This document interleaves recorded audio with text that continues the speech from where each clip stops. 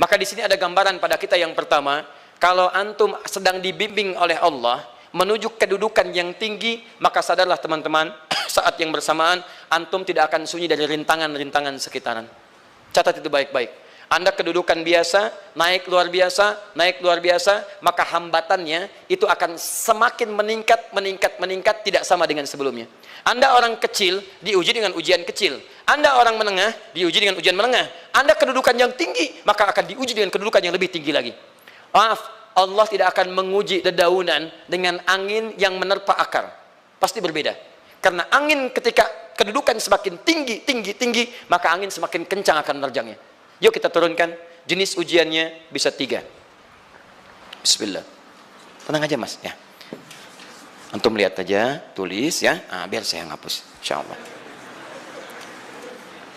Perhatikan baik-baik, sini. Kedudukan bersanding dengan ujian. Kalau rumus fisikanya, F berbanding lurus dengan P. Gaya berbanding lurus dengan tekanan. Jadi kalau antum misalnya, rumus asalnya F1 sama dengan F2, gaya gerak sama dengan gaya dorong. Kalau dikembangkan ke sini, tenaga kecil begini, maka yang bunyi kecil. Kalau besar, semakin besar lagi. Nah, memahami rumus ini, F sama dengan P. F berbanding lurus dengan tekanan. Ada gaya tekanan juga yang cukup kuat. Ketika antum pukul kencang, suara kencang. Tapi ini lebih sakit kan? Tekanannya lebih kuat. Itu agak berbeda. Itu dalam persepsi positif. Dalam persepsi negatif juga bisa. Gaya berbanding lurus dengan tekanan. Semakin orang banyak gaya, semakin tertekan hidupnya. Ya? Tanya. Sekarang lihat sini. Rumus ini kalau kita turunkan lewat ayat, am hasibtum an tadkhulul jannata. Apakah Anda akan duga begitu mudah masuk surga? Walamma yatikum matalul ladzina khalau min qablikum. Sementara Allah belum menguji Anda seperti orang dulu yang dijamin surga mendapati ujian. Apa jenis ujiannya? Ini manhaj hidup kita dan kita berhenti di sini. Maaf, saya mungkin hanya 5 ayat dulu untuk hari ini ya. Massathumul ba'sa. Ujian pertama disebut dengan ba'sun. Jamaknya ba'sa. Ba'sa. Ini masih ringan. Misal, jarang ke masjid, sekarang mulai ke masjid. Begitu antum ke masjid, Allah kasih ujian. Sesuai dengan kadar niat antum. Kasih hujan gerimis. Ke masjid gak? Itu ba'sun. Begitu antum ke masjid, orang Arab katakan, nazil matar. Turun hujan. La ba's, la ba'sa, la ba'sa. Gak ada masalah. La ba'sa, tidak ada masalah. Serap ke dalam bahasa Indonesia, lewat. Labas. Labas, lewat. Ringan. Berarti, kalau antum diuji dengan yang ringan, maka antum kadarnya masih ringan, akan dinaikkan kepada yang menengah. Akan yang menengah. Hati-hati betul. Kalau antum belum lulus yang di sini, maka antum akan terus sampai di sini, sampai lulus di sini. Sampai lulus. Antum mau berangkat ke masjid, gerimis bisa. Tiba-tiba nggak jadi di rumah. Istri antum mengatakan, Pak kok nggak ke masjid? Hujan mah, kan cuman gerimis. Takut teriak, Masya Allah. Padahal antum misalnya belum kuat untuk berangkat. Maka antum akan terus diuji di sini. Lihat rumusnya, Quran surah kedua ayat 286. La yukallifullahu nafsan illa. Allah tidak akan pernah menguji seorang hamba di luar kadar kemampuannya. Jadi kalau antum masih ujian yang ringan, antum diberikan yang ringan. Antum naik menengah, diberikan yang menengah. Antum naik lagi level tinggi, diberikan ujian yang berat. Menengahnya disebut dengan darrun. Wad-darra, dari ba'sun jadi darrun. Jamaknya darra. Sudah menyakiti fisik. Kena fisik. Sudah melukai. Hujannya makin deras. Ya. Kalau dalam kehidupan, yang ini mungkin celaan biasa. Duh, sudah berubah ya. Masya Allah. Sekarang jilbabnya sudah panjang. Masya Allah.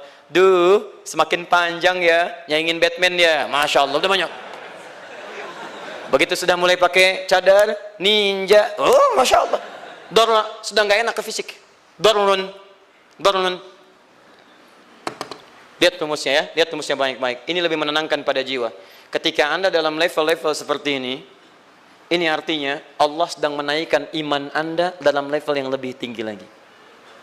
Jadi ketika ada celaan menghunjam dalam lisan seseorang, sudah mulai menyakiti, itu sebetulnya pengakuan dari Allah lewat lisan orang itu, bahwa Anda sedang diangkat keimanan pada tingkat yang lebih tinggi. Ada yang mengatakan, kamu kenapa sih pakai jilbab begitu? Yang biasa aja kali. Mah, yang iman biasa sudah banyak. Saya ingin menampilkan keimanan yang luar biasa. Supaya dengan iman itu saya lebih mendoakan mama. Saya menampakkan amalan-amalan, mudah-mudahan pahalanya bisa buat mama. Masuk dengan bahasa yang baik. Masya Allah. Jadi kalau antum bisa melawan hal-hal demikian dengan bahasa yang indah, itu nyaman kepada jiwa. Kadang-kadang ada kalimat-kalimat yang tidak perlu pakai dalil, teman-teman sekalian. Kembalikan ke sini. Terakhir, wazulzilu zilzal. Zulzilu zilzal. Gempa, goyang. Dia ada ujian yang bisa menggoyangkan diri kita, membuat gempa hati kita. Antum sudah nggak kuat, kadang-kadang jalan sempoyongan, padahal nggak ada gempa di luar, cuman hati kita kayak kena goncangan. Diserang sana, serang sini, nggak bisa tidur, nggak bisa makan, tawarin ini susah, itu susah. Wazulzilu.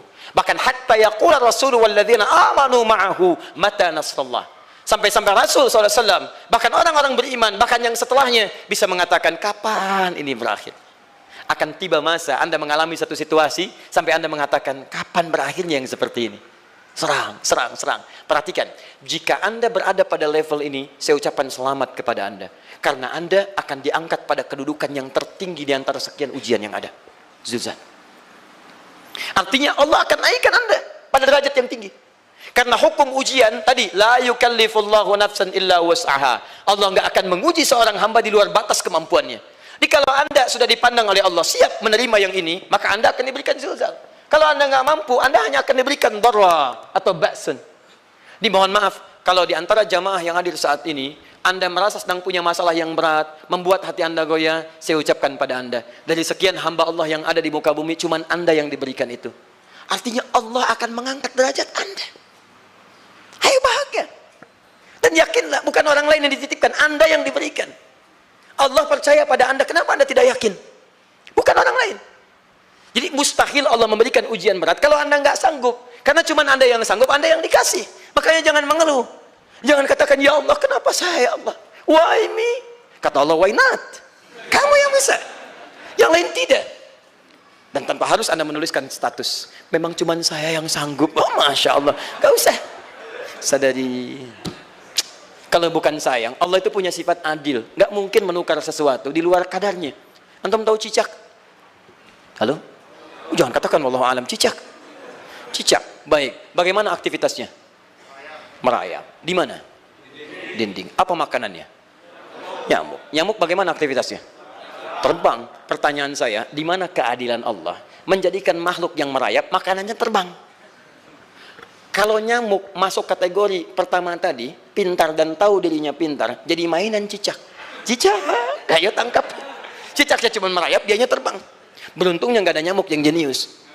Tapi yang paling hebat, perhatikan bagaimana lisan orang tua kita menanamkan kalimat-kalimat untuk menanamkan tauhidullah subhanahu wa ta'ala. Cicak-cicak diam-diam merayap. Perhatikan, yang Allah tuntut pada cicak, merayap kamu. Walaupun cuma diam-diam. Lihat baik-baik, diam-diam merayap. Datang seekor, Masya Allah, ketika dia merayap, nyamuk datang. Lihat, bukan cicak mendatangi nyamuk, tapi nyamuk mendatangi cicak. Kalau cicak tidak merayap, mustahil nyamuknya datang. Allah hanya tunjukkan, kamu merayap ya, nyamuk datang. Sekalipun dia merayap, cuman diam-diam, nyamuknya datang. Jadi hukum Allah itu kalau dipatuhi, nikmat kehidupan. Cicak gak merayap, nyamuk gak datang. Cicak merayap, nyamuk datang. Datang seekor nyamuk. Setelah itu, silahkan. Ya. Jadi kalau kita teman-teman ikuti hukum Allah, mau berat, alhamdulillah. Mau ringan, alhamdulillah. Ya mau sedang, alhamdulillah. Begitu diangkat, artinya ada pengakuan dari Allah, iman kita akan diangkat. Cuman, bahasa Nabi Ya'qub alaihissalam kepada Yusuf alaihissalam, mesti ada persiapan dalam mengatasi itu semua. Tidak cukup hanya mendiamkan saja.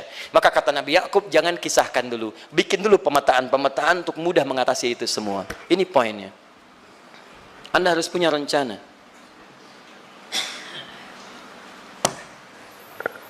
Maka Nabi Ya'qub menyiapkan, bekali dulu ini, siapkan itu. Kalau ambil ke aspek teori untuk kita sekarang, tafsir dari ini untuk menyelesaikan solusi di Quran surah kedua ayat 214 tadi, maka jawabannya ada di Quran surah ketiga ayat 142, paling kiri sebelah atas. Ini kanan sebelah bawah, ini kiri sebelah atas.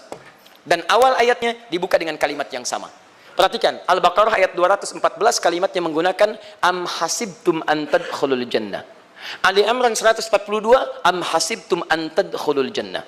Yang Al-Baqarah itu ujiannya, walamma ya'tikum mathalul ladzina khalau min qablikum masathumul ba'sa wad-dharra waz-zulzilu. Yang Ali Imran itu solusinya. Am hasibtum an tadkhulul jannata walamma ya'lamillahu alladhina jahadu minkum wa ya'lamas sabirin. Saya tutup sampai sini dulu. Teman-teman perhatikan, walamma, sedangkan Allah ya'lamillahu alladhina jahadu minkum, belum melihat kesungguhan Anda untuk mengatasi berbagai persoalan kehidupan itu. Kalimat jahadu, akar katanya dari kata al-juhdu. Serius, sungguh-sungguh. Jadi kalau persoalan Anda ingin segera selesai, Anda mesti serius. Hei yang sedang kuliah, kalau mau cepat selesai kuliahnya, serius belajarnya. Pahami dengan baik. Kalau Anda nggak pernah serius, bagaimana bisa menyelesaikan pelajaran dengan baik? Hei yang sedang berumah tangga, kalau ingin baik rumah tangganya, serius dalam berumah tangga. Keluarkan hukum-hukum Allah, terapkan dalam kehidupan rumah tangga. Anda akan mendapatkan manfaatnya. Hei yang sedang berbisnis, serius dengan pekerjaan. Karena hanya orang serius yang bisa menghasilkan kekayaan-kekayaan yang terbaik. Serius dalam ibadah, karena ibadah melahirkan keberkahan dengan kekayaan yang Anda dapatkan dari titipan Allah Subhanahu wa taala. Ayo serius. Al-juhdu dibagi 3 bagian. 1, serius dalam merencanakan, disebut ijtihad namanya.